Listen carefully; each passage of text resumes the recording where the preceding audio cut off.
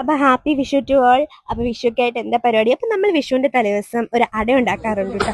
അതിനുശേഷം എന്താ പടക്കമൊക്കെ പൊട്ടിച്ചു, കുറേ പടക്കങ്ങൾ ഉണ്ടായിരുന്നു കേട്ടോ. അതൊക്കെ പൊട്ടിച്ചതിന് ശേഷം ആ ദിവസം കിടന്നുറങ്ങി പിറ്റേ ദിവസം രാവിലെ കണിയൊക്കെ കണ്ടതിന് ശേഷം ഞാൻ ഇന്നൊരു പായസം ഉണ്ടാക്കാന്ന് വിചാരിച്ചു. സേമിയ പായസമാണ് കേട്ടോ ഉണ്ടാക്കുന്നത്. അടുപ്പത്ത് ഓട്ടൊരുലിലാണ് കേട്ടോ ഉണ്ടാക്കുന്നത്.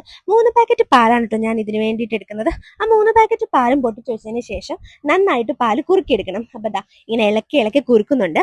വേറൊരു പാനിലോട്ട് കുറച്ച് സേമിയ എടുത്ത് അത് നന്നായിട്ട് വറുത്തെടുക്കുന്നുണ്ട്. അമ്മ പറഞ്ഞ ഐഡിയ ആണ് കേട്ടോ. കുറച്ച് നെയ്യും കൂടെ ഒഴിച്ച് വറക്കുവാണെങ്കിൽ അടിപൊളിയായിരിക്കും. അപ്പം ദാ കുറച്ച് നെയ്യും കൂടെ ഒഴിച്ചിട്ടാണ് കേട്ടോ ഞാൻ ഈ സേമിയ വറക്കുന്നത്. വറുത്തെടുത്ത് വെച്ച സേമിയ നമ്മൾ മുമ്പേ കുറുക്കാൻ എടുത്ത് വെച്ച പാലിലോട്ട് ചേർക്കുന്നുണ്ട് കേട്ടോ.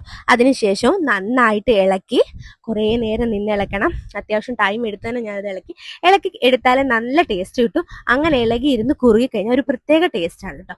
ഇളകി വരുമ്പോൾ ദാ ഈ ഒരു കൺസിസ്റ്റൻസിയിലാണ് കേട്ടോ വരുന്നത് കുറുകിയിട്ട്. അപ്പം അതിലേക്ക് ഞാൻ കുറച്ച് കാരമലൈസ് ചെയ്ത പഞ്ചസാരയും കൂടെ ഒഴിച്ചിട്ട് നന്നായിട്ട് ഇളക്കുന്നുണ്ട്. ഇളക്കി കഴിയുമ്പോൾ അതിലേക്ക് കുറച്ച് മിൽക്ക് മെയ്ഡും കൂടെ ചേർത്ത് കൊടുക്കണം.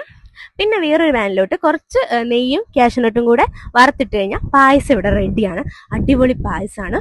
എല്ലാവരും ട്രൈ ചെയ്യണം. ഈ റെസിപ്പി അറിയാത്തവരൊന്ന് ട്രൈ ചെയ്ത് നോക്കൂ. അടിപൊളിയാണ് കേട്ടോ. എനിക്ക് നന്നായിട്ട് ഇഷ്ടപ്പെട്ടു. നല്ല ടേസ്റ്റ് ഉണ്ടായിരുന്നു. അപ്പോൾ വിഷു ഒക്കെ ആയിട്ട് ഇതൊക്കെയാണ് പരിപാടി കേട്ടോ. അപ്പോൾ എല്ലാവർക്കും ഒന്നും കൂടി ഹാപ്പി വിഷു. താങ്ക്